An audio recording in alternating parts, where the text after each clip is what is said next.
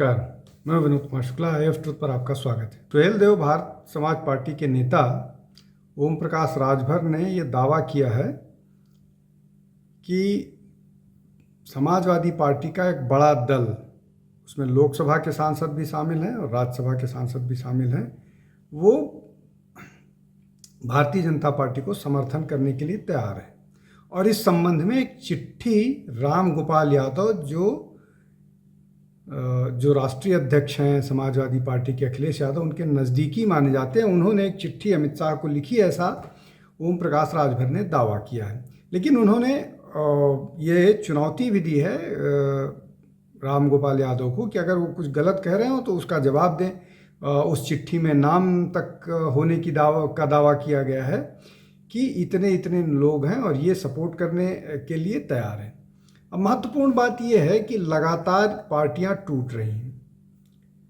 जब पश्चिम बंगाल के चुनाव खत्म हुए तो वहाँ पर जो उनका विधायकों का दल था, 80 विधायकों में से 64 अलग हो गए हैं।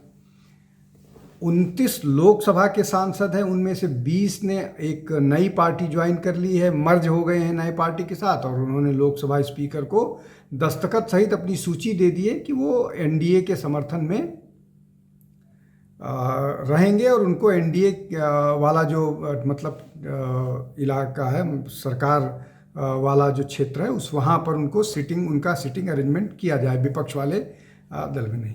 अब तीसरा बड़ा दल कांग्रेस के बाद, हालांकि दूसरा बड़ा दल है 37 सांसदों के साथ समाजवादी पार्टी का, तीसरा बड़ा दल था वो तृणमूल कांग्रेस का। तो तीसरा बड़ा दल टूट गया है। अब दूसरे बड़े दल की बारी है। तो उसके बहुत सारे सांसद ऐसे हैं जो भारतीय जनता पार्टी को समर्थन करने के लिए तैयार हैं। अब इसमें बहुत सारे फैक्टर हैं। पहला फैक्टर तो ये कि 2029 के लिए क्या चुनावी तैयारियां हो रही हैं, लेकिन उससे ज़्यादा महत्वपूर्ण है कि इसका मैसेज 27 में क्या जाएगा, वो ज़्यादा महत्वपूर्ण है। इसलिए कि 2027 पर सबने दांव लगा रखा है। और जिस तरह से अखिलेश का दावा है कि इस बार वो बाबा को पटखनी दे देंगे, लेकिन आसार वैसे नहीं नज़र आ रहे हैं। दावे बहुत सारे हैं और विषय भी उठाने की कोशिश की जा रही है, विशेष रूप से मंदिर के इर्द गिर्द, कि मंदिर में ज़मीन को लेकर के घोटाला हुआ, अब मंदिर के जो दान है उसको लेकर के घोटाला की बात अखिलेश कर रहे हैं। लेकिन क्या अखिलेश की इस बात पर हिंदू मतदाता विश्वास करेगा, जो अब तक इतना दिन मंदिर के उद्घाटन को हो गए, अब तक दर्शन के लिए नहीं पहुँचे। लेकिन महत्वपूर्ण बात यह है कि परिवार में एक बार फिर विघटन दिख रहा है, और विघटन यहाँ तक कि बड़ा दल टूटने के लिए तैयार है। जो दूसरा महत्वपूर्ण विषय है वो ये कि अन्नामलाई, जो अभी भारतीय जनता पार्टी से हाल फिलहाल जिन्होंने त्यागपत्र दिया है, उनके साथ भारतीय जनता पार्टी के बहुत सारे नेता एक के बाद एक टूटकर आ रहे हैं। ऐसा कहा जा रहा था, ऐसा माना भी जा रहा था कि ये पूरा का पूरा जो अन्नामलाई का भारतीय जनता पार्टी को छोड़ करके जाना और अलग पार्टी का गठन करना, ये भारतीय जनता पार्टी की ही एक योजना का हिस्सा है।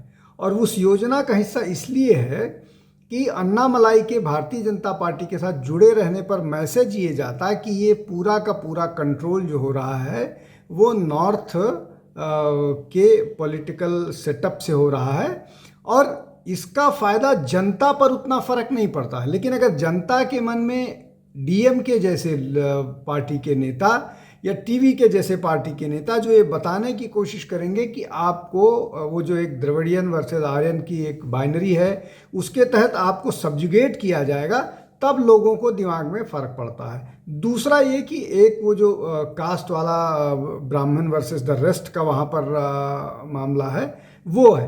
तो ये जो दो मसले हैं, इसके कारण से भारतीय जनता पार्टी की तमिलनाडु की ग्रोथ की एक सीमा थी। लोकसभा चुनाव में वो ग्रोथ 11-11.5% के आसपास वोट शेयर के उसमें पहुंची थी, लेकिन विधानसभा में अन्नामलाई के बैक फुट पर होने पर वो फिर घूम फिर करके 2.5% के आसपास सीमित हो गई।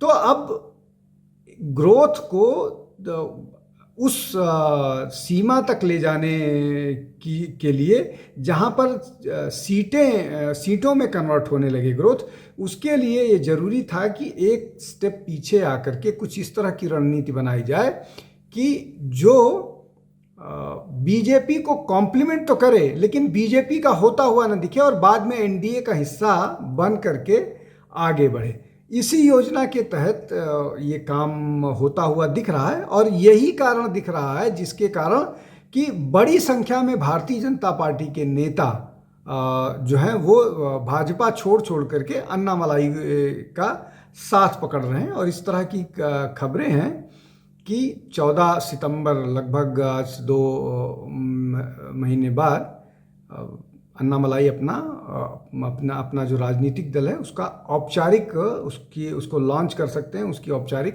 शुरुआत कर सकते हैं। उसके बाद नज़र आएगा कि अन्नामलाई को कितना ट्रैक्शन जनता से, तमिलनाडु की जनता से मिल रहा है। फिर आगे की रणनीति हम इस सब पर नज़र रखेंगे। तीसरा जो महत्वपूर्ण मसला है वो ये कि भारतीय जनता पार्टी ने डिलिमिटेशन बिल पिछले लोकसभा सत्र में मतलब पिछले संसद सत्र में पेश किया था, लेकिन वो गिर गया, पास नहीं हो पाया। लेकिन भारतीय जनता पार्टी लगातार इस कोशिश में है कि डिलिमिटेशन बिल पास हो और उसके बाद ये जो महिला आरक्षण बिल वाला है उसको 2029 के चुनाव में लागू किया जा सके। उसके लिए भरपूर कोशिश कर रही है, लेकिन जो चूंकि अमेंडमेंट बिल है इसलिए 2/3 मेजॉरिटी चाहिए और 2/3 मेजॉरिटी से कोसों दूर है भारतीय जनता पार्टी। अब लगातार वो कोशिश में है कि चाहे बाहर से समर्थन चाहे अंदर से समर्थन मिल करके इस बिल को पास किया जाए। अब धीरे धीरे संख्या बढ़ाने की कोशिश हो रही है। तृणमूल कांग्रेस के 20 सांसद आ गए, शिवसेना के लगभग 6-7 सांसद आने की उम्मीद है। उसके अलावा अगर समाजवादी पार्टी में फूट होता है उनके सांसद भी सपोर्ट के लिए आ जाते हैं। डीएमके कांग्रेस से नाराज होने के कारण अगर अब्सटेन भी कर देती है तो भी सीटों में अंतर आ जाएगा। उसके अलावा बीजेडी को कन्विंस कर रखा है भारतीय जनता पार्टी ने। उसके अलावा वाईएसआर कांग्रेस, हालांकि उनके सांसद बहुत ज़्यादा नहीं हैं, उनको इस तरह से कुल मिला करके कोशिश इसी दिशा में हो रही है कि किसी तरह से ये पूरा का पूरा जो मामला है वो उस स्थिति में पहुंचे जहां भारतीय जनता पार्टी इस अमेंडमेंट बिल को लोकसभा में पास करवा पाए।